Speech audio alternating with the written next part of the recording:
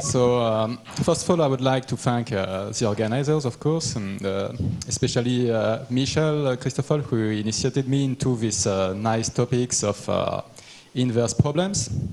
So the results I'm going to present corresponds to joint works with Michel and Jimmy Garnier and François Hamel, and they deal about uniqueness of determination of coefficients in reaction diffusion equations. And one of the main tools which is used is the maximum principle, as it is mentioned in the title.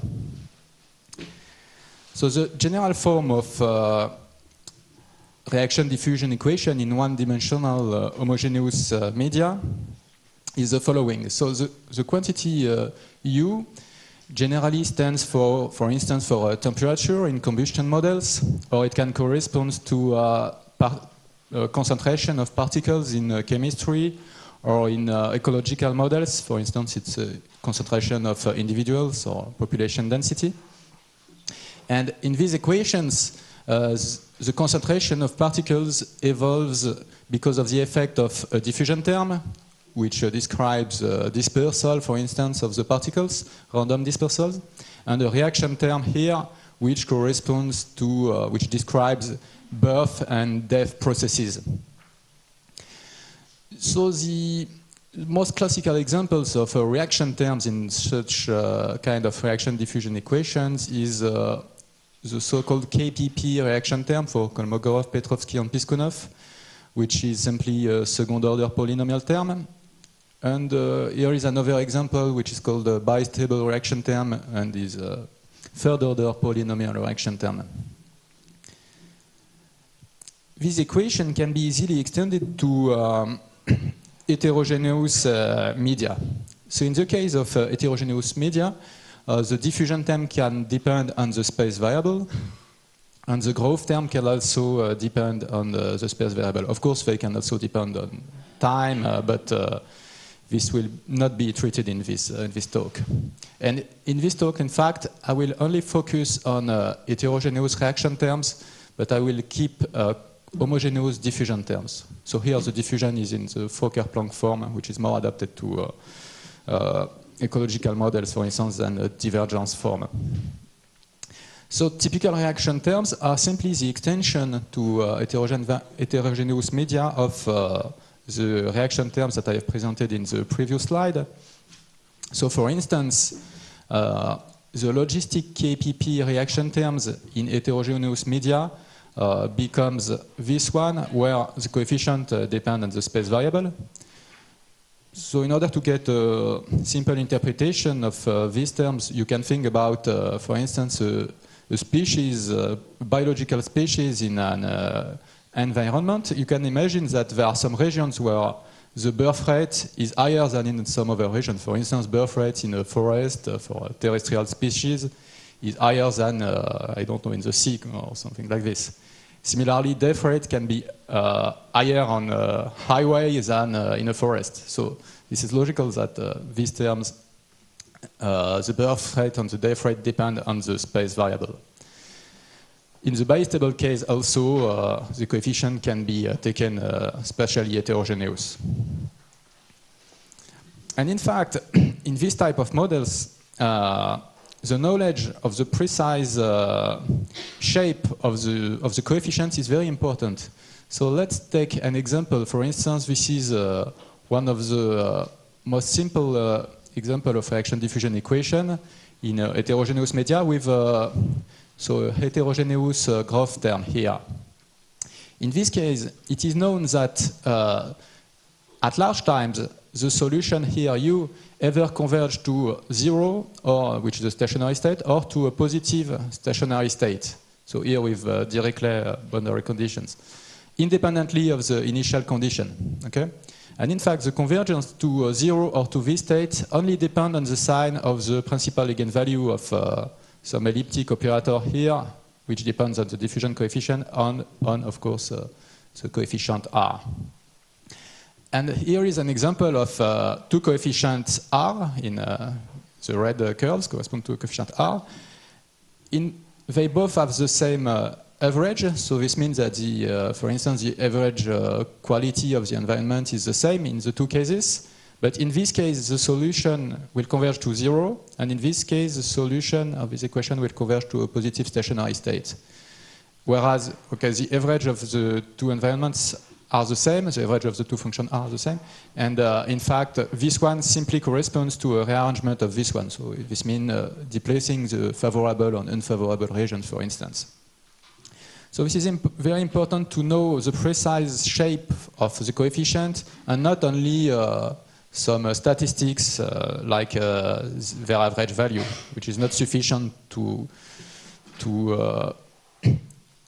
understand the large-term behavior of the equation. So let's now skip to our results. The first type of results is about the determination of one heterogeneous coefficient in a scalar equation. So the direct problem we are considering is a reaction diffusion equation, so of the same type as I've presented before. But so here the reaction term is divided into two parts. In fact, there will be a part which will be determined here, and this part is considered to be the known part of the reaction term, but I will come back on this later. The boundary condition can be quite general, so here it can include Dirichlet, homogeneous Dirichlet boundary condition, or Neumann boundary condition, mixed boundary condition, or so on.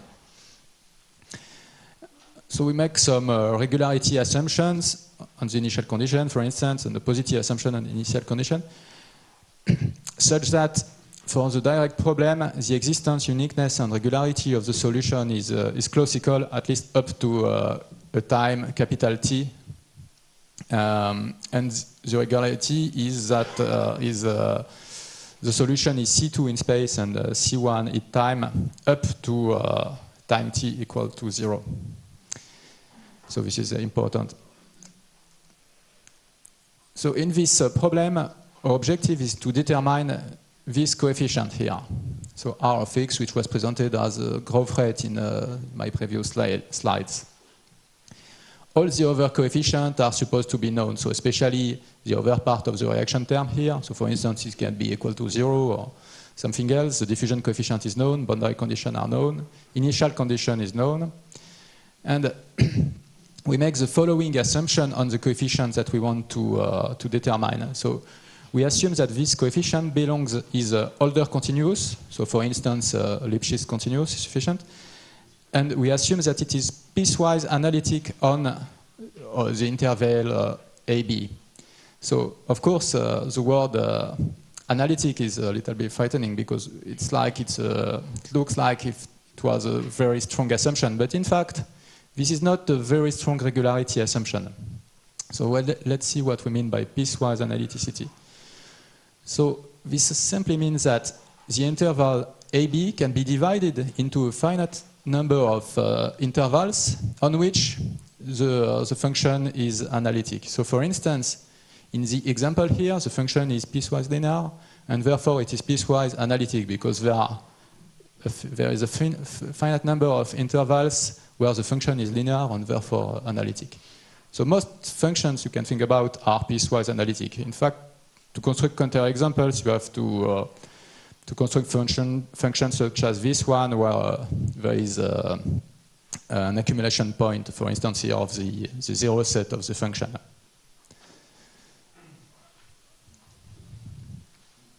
So our goal was to determine to prove the uniqueness, in fact, of the coefficient R using as few observations as possible. Yeah, so in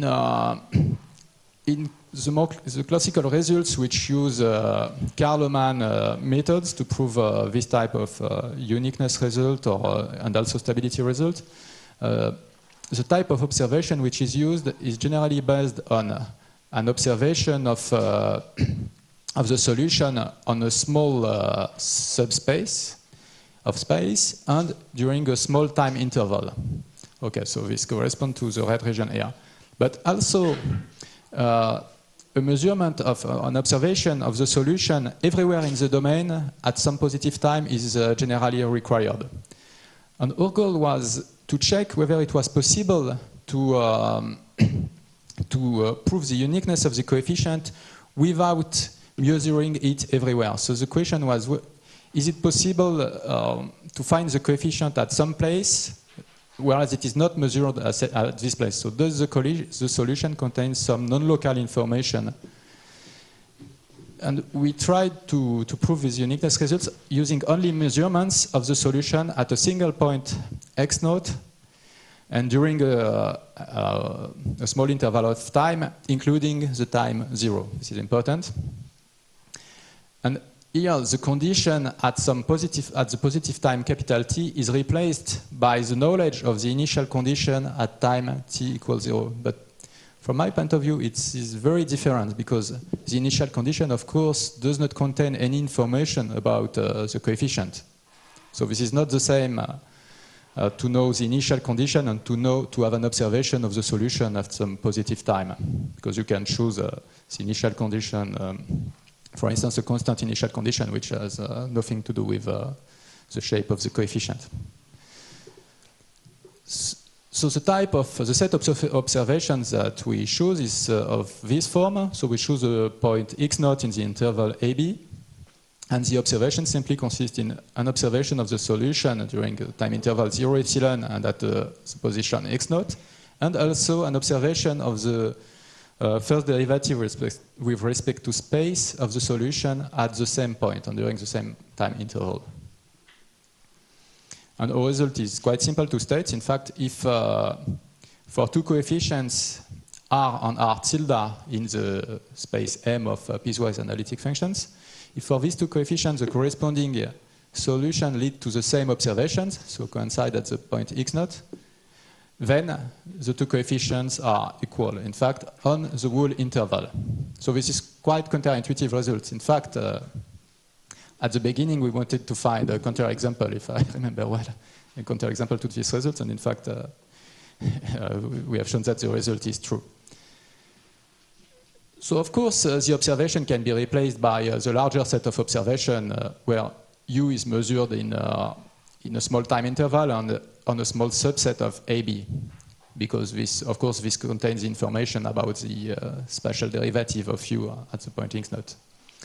And also, a straightforward consequence is by uniqueness of the solution of the direct problem that the two solutions of U and U tilde of the direct problem also coincide if the observation at the point x naught coincide. So we carried out some numerical computations to illustrate this result, and we first tried to determine the coefficient r by minimizing a functional corresponding to the distance between our observation of the solution associated with the unknown coefficient r and the solution associated with r tilde.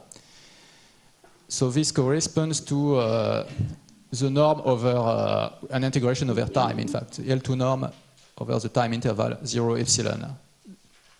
And we see that so the true function r is correspond to the plane line here, and the function obtained by minimizing this functional is correspond to dotted lines here.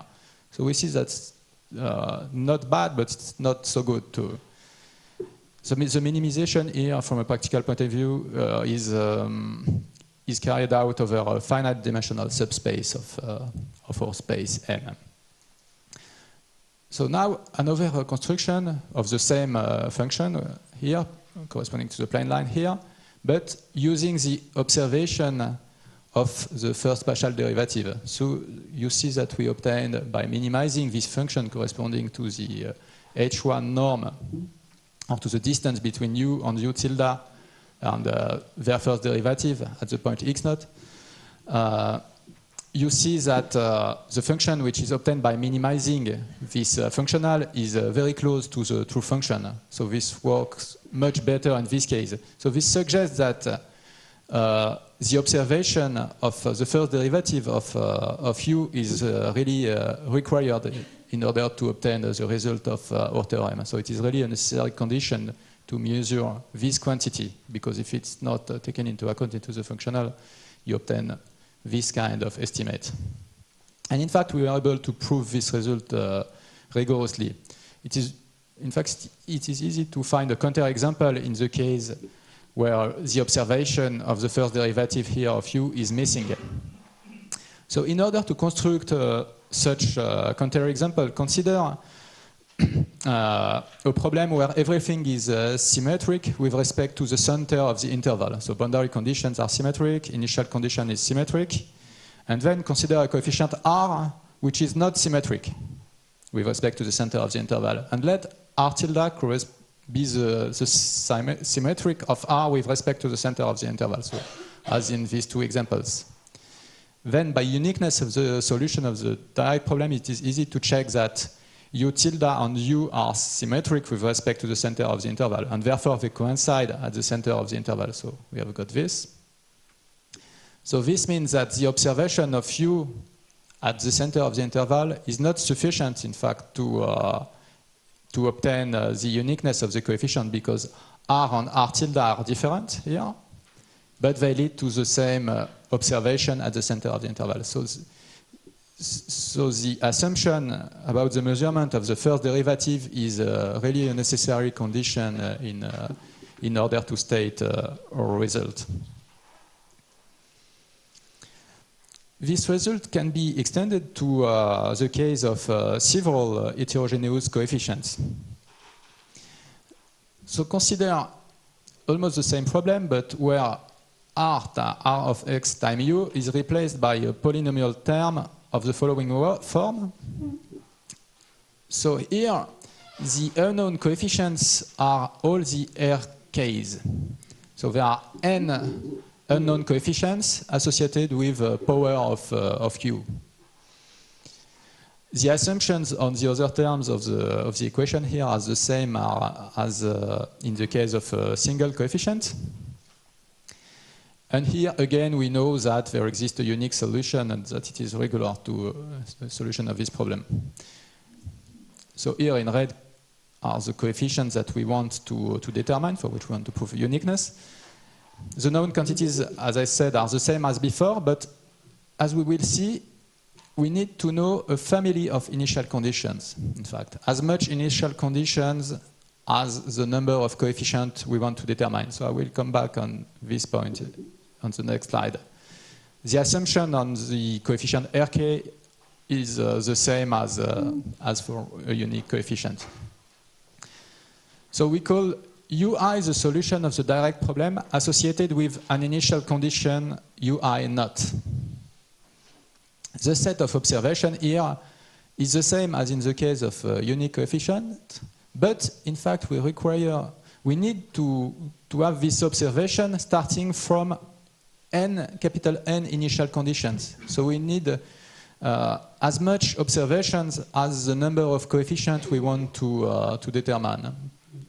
Okay? So this this means that we need to carry, for instance, n experiments starting from n non-intersecting positive initial condition, and to measure the solution of each problem with each initial condition. So the observation consists of this is the type of observation which is used in this result. So assume that the observation associated with Rk, the family Rk and the family Rk tilde coincide here, then all the coefficients are equal. So you see that the previous result for a unique coefficient is, of course, a consequence of this one. But if you have got several coefficients, you need more observations, of course. And more observation, adding another point of observation, for instance, is not useful because it is the same as increasing the size of the domain, for instance. So we really need another type of information, and here the other type of information was obtained by a control on the initial condition. And in some sense, because it could seem strange to use this type of observation, but in some sense, these assumptions are optimal. So we will see that with the following counterexample. So assume that, so here for n coefficient, I said that we need n observations of our system. So assume that we only have n minus 1 observations. Then we will see that in general, the uniqueness result is not true. For instance, consider coefficients which are constant, and assume that this polynomial has n minus 1 positive and distinct roots. Take Neumann boundary conditions, and assume that the known part of the reaction term is equal to 0. Then, of course, the solution, the roots of this polynomial are stationary solution of our problem. Okay, so if you have roots, constant roots of this polynomial, so this term vanish, this term vanish, this term is supposed to be equal to 0, and here we assume a Neumann boundary condition. So, so it can be easily checked that the Zi are stationary solution of our system. And of course, if we divide this polynomial by some quantity, or multiply by some quantity, again, the Zi are also stationary solution of the system associated with the other set of coefficients here. And therefore, the assumption of the theorem are fulfilled because the Zi, of course, coincide because these are the same stationary solution for these two problems. But the sequence of coefficients do not coincide because here this is the initial sequence which is divided by 2. So this is a counterexample which shows that we really need to have as much observation as the number of coefficients we want to determine. So again, of course, it is necessary to know the spatial derivative because the counterexample is the same as in the case of a single coefficient. So I will skip this other part. In order to illustrate this result, we have tried to determine simultaneously the three coefficients using so observation of our solution at a single point and of the derivative at a single point, and starting from three different initial conditions. So the initial conditions that we have taken here are simply constants, in fact. So we obtain this kind of estimate using, it was again on a 10-dimensional subspace of M, and using a function of MATLAB corresponding to Casimir-Newton minimization function. So the last part of my talk deals with the determination, again, of several coefficients, but not in a scalar equation.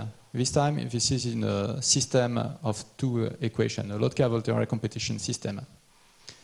So before stating the problem, let's consider a single species scalar equation. So assume that there is some species in some environment which is known. So all the coefficients here are known. So this is a KPP equation in heterogeneous environment. And then assume that a second species is introduced in this system and enters in competition with the first species. So the equation corresponding to the second species is correspond to the green terms here, and this term here corresponds to the effect of competition with the second species on the first species. Okay, so for the second species as a growth term too, here this term corresponds to the competition effect of species U upon species V, and this corresponds to an intra-specific competition term. The assumptions are that the diffusion terms are positive and that the competition terms are also positive here, or negative because we take the sign minus here. So this means that this is a classical Lotka-Volterra competition system. So the this term is considered to be, so the assumption that we make on the unknown coefficient, you will see in the next slide the unknown coefficient, is that this one is constant and the other ones are not constant. But, so existence, uniqueness, and regularity is known again in this case, and again a classical result about the Dirac problem. And here we want to estimate almost all the parameters related to the introduction of the second species. Okay? The introduction of the second species creates a competition, an effect on species U, so we want to estimate this one, and we want to estimate all the other coefficients associated with the second species except the diffusion term D2. So boundary condition can again be of any type, Neumann or Dirichlet or Robin boundary conditions. So we assume again that we know all the coefficients in blue, and we assume that we know the initial conditions. So here, this is a system, so the initial condition corresponds to a couple U, V, U naught, V naught. And here we assume that we have got 3 couples of initial condition. I will come back on this in the next slide. So again, the coefficients which are unknown and not constant are supposed to belong to the space of piecewise analytic functions. So we need 3 couples of initial conditions. We assume that they are all positive and not collinear. Okay, so the 3 couples, in the previous case of several coefficients of a scalar equation, we needed these coefficients to be non-intersecting. Here we need them to be not collinear at any point of the interval AB. And here the observation corresponds to the observation of the couple UI, VI, and of the derivative of UI, for instance, for the 3 initial conditions. And in this case, again, if the observation coincides, then all the coefficients coincide everywhere. Regarding the proof of this result,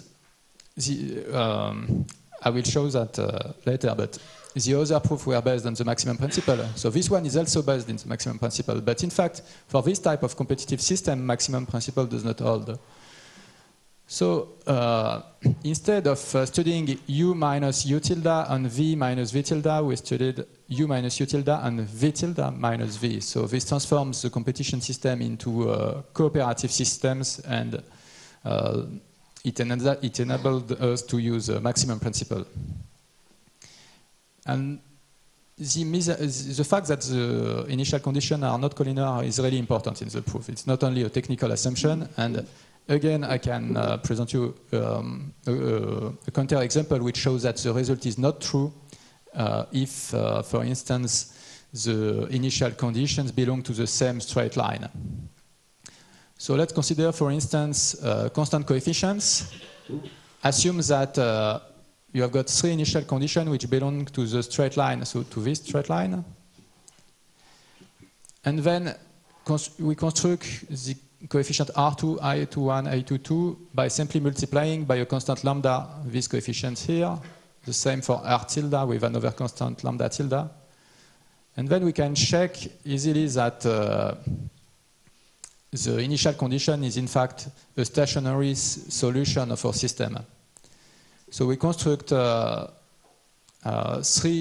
stationary solutions of our system, which are also stationary solutions of the system associated with R tilde. So again, of course, all the observations coincide, but the coefficients do not coincide. So this is a counterexample in the case where the initial condition belong to the same line.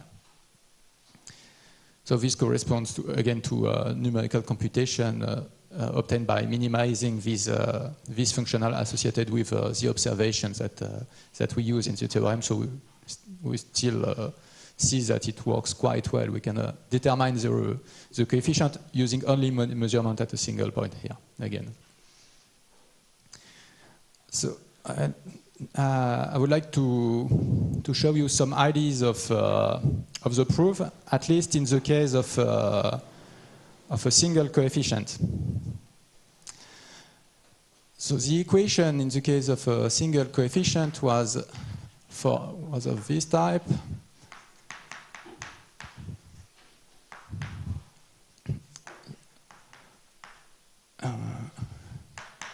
Plus J of x and u.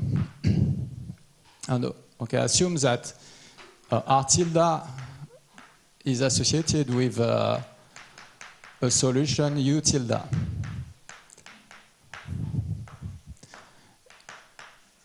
So this is the coefficient for which we want to prove uniqueness, okay? Is it sufficiently large? Everybody can see? So we will study the system verified, the equation verified by the quantity capital U corresponding to U minus U tilde. And we would like to prove that R of X, which is equal to R of X minus R tilde of X, we would like to prove that this is equal to 0 everywhere in the interval using our measurements. So the measurements were U of T X naught and the first derivative at the same position for T in 0 epsilon. So these two observations means that since we have these two observations, we assume that U tilde coincide with U at the same point. This is the assumption of the theorem, okay, that the observation of U and U tilde coincide. So this means that capital U of T and X naught is equal to 0 for all time in 0 epsilon. And the first derivative of capital U is also equal to 0 in this interval. So this is the assumption we are going to use in the proof. And also, because the initial condition is known, okay, U and U tilde verify have got the same initial condition here. So at time t equal to 0, U is equal to U naught, and U tilde is also equal to U naught. So this means that capital U of t equal to 0 on x is identically equal to 0 for all x in our interval. So we'll simply have to use these assumptions to prove that R is equal to 0 everywhere. So first of all, let's check that at the point x0 at least, x naught at least, the R is equal to 0. So the two coefficients coincide at this point. So let's first write the equation which is satisfied by capital U. So this equation is of the form dtu minus the Laplacian of U minus some coefficient which depend on time and space, time U, so linear term, and so this is equal to R of X, capital R of X time U of T and X. So this linear term simply corresponds to something like R tilde of X plus J of X and U minus J of X and U tilde over U minus U tilde. So this is continuous bounded function because G was supposed to be a C1 function with respect to the second variable. Okay, but this is okay. So this is not really crucial. The important fact is that we have got a linear parabolic operator here, and another term here in the right-hand side of the equation. So let's first check what happened at x equal to x naught. And in order to find the value of R at this position, we take time, we place ourselves at time t equal to 0. So at time t equal to 0, capital U is equal to 0, so this term vanishes. This term vanishes, and in fact, this term also vanishes, but not, of course, because of this assumption, but because of this assumption, okay? Because we know that capital U of t on x naught is constant. So this means that this is equal to 0, this is equal to 0, this is equal to 0. So finally, we have got 0, which is equal to R of x naught times U naught of x naught. And this one was assumed to be positive. The initial condition was assumed to be positive, which implies that R of x naught is equal to 0. So if we had got constant coefficients, the proof will be finished. But in fact, we have got non-constant coefficient. And the important thing that we wanted to prove is that the coefficient coincide everywhere, whereas they're measured only in one point. So this will not be really interesting to prove simply this So let's try to prove that R is equal to 0 at the other points of space. So we have got our interval like this, AB, some point x naught. So we know that R is equal to 0 here. And so we can set, for instance, B1, which is equal to the supremum of the set of real numbers larger than x naught, and on which so such that R of x has a constant sign in x naught x. So okay, we know that here R is equal to 0. But then, for instance, R can do something like this. So by constant sign, we don't mean a strict constant sign. So this simply means that R is larger than 0, but not necessarily strictly larger than 0, or smaller than 0. Okay, so here, for instance, for this type of function, R, B1 will be at this position. Okay, and for instance, R can be equal to 0 on this small interval. This is not a problem. Now B1 is defined, and we can check several possibilities. So the first one is let me use maybe this one.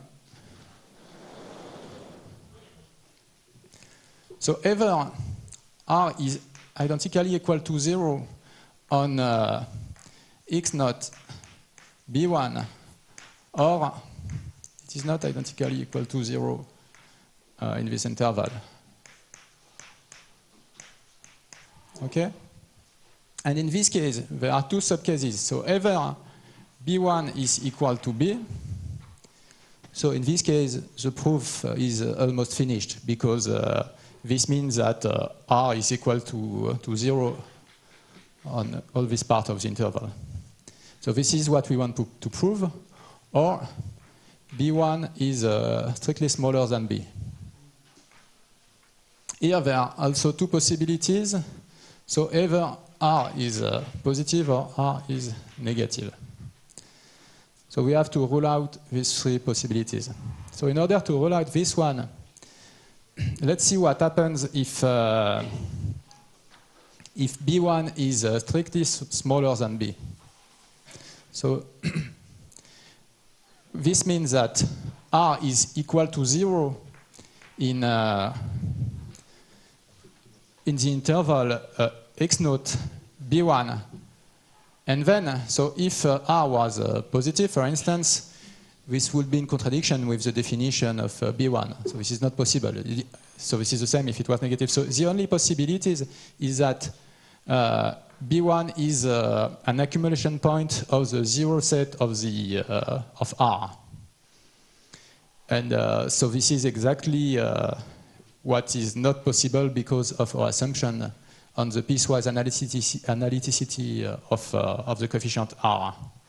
So this is not possible here because R is piecewise analytic. So the set was not like this. Let's see what, let's try to rule out this case, and this one will be exactly, can be done in the same way as this one.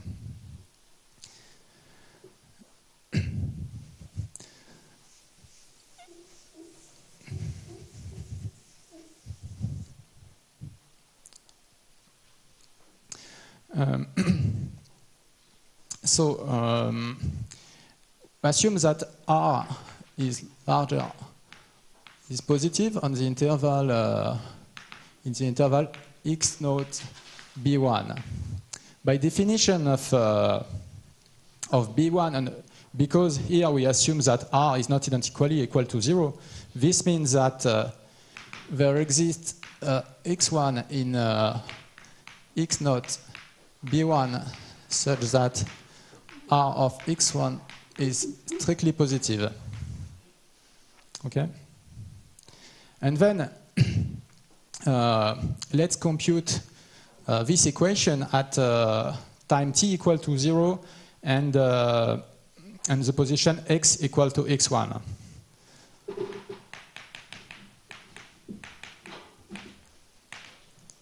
So we see that this term vanishes because u is capital U is equal to 0 times 0. This one vanishes, and there only remains this one. So we obtain dt of capital U on 0 x1 is equal to R of x1 times u naught of x1. So this is assumed to be positive. This is also positive. And finally, we obtain that the derivative with respect to time of capital U is also strictly positive at the position x1. So this implies that there exists epsilon 1 such that by the regularity of capital U, such that U of t on x1 is strictly positive for t in 0 epsilon 1. And similarly, there exists, for instance, epsilon 2 such that U of t on x1 is strictly positive. This is simply by a continuity of small u for t in 0 epsilon 2. Okay, so this is the consequence of this, and this is simply the consequence of the continuity of u and of the positivity of the initial condition. So now we can rewrite this equation, but on a smaller domain. So here this equation was written on the interval AB. But here we consider this equation simply for t in 0 epsilon 2, for instance, and x in x naught x1. So the boundary conditions are capital U of t on x naught equal to 0, and capital U of t on x1 is not known, but it is strictly positive. And the initial condition is this one. So the strong parabolic maximum principle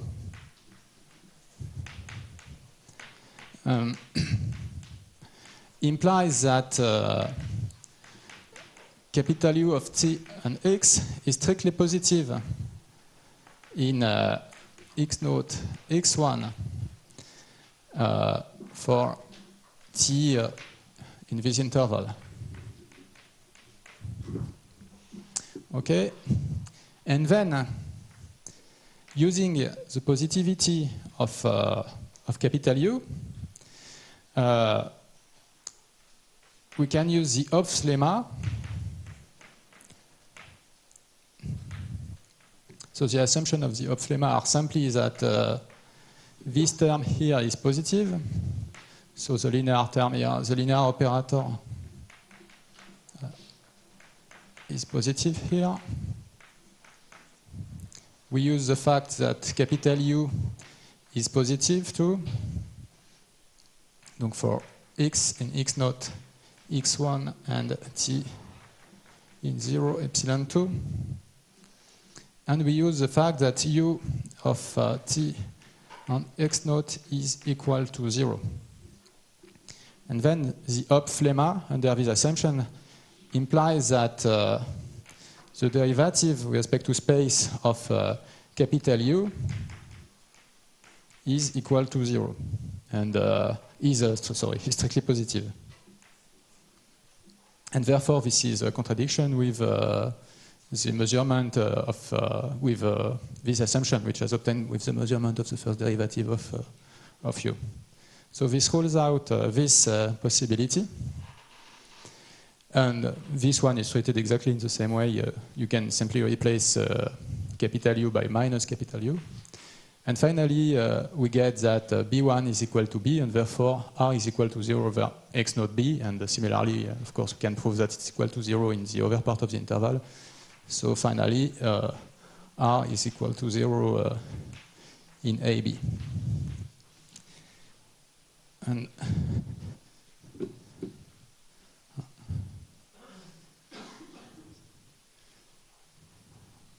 so in order to conclude,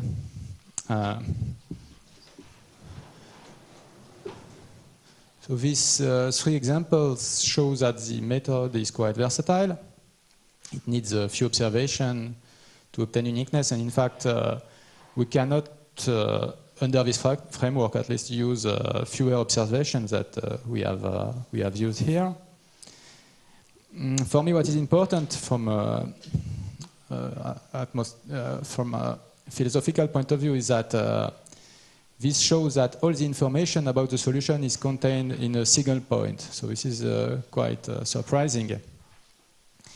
And the important point that I have already mentioned is that the initial conditions do not carry information on the coefficient. So even if it is known, it is quite surprising that the uniqueness result holds through using only the information at X naught. So of course, these methods also have important drawbacks. In particular, extension to higher space dimension is really not straightforward. Also, we do not obtain stability inequalities as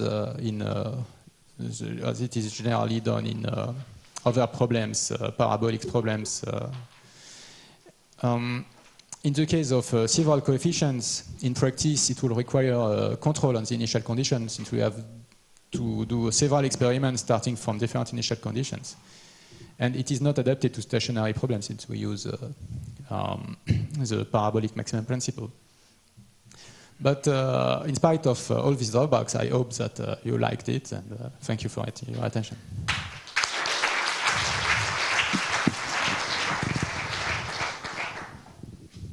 So do you have any questions, comments?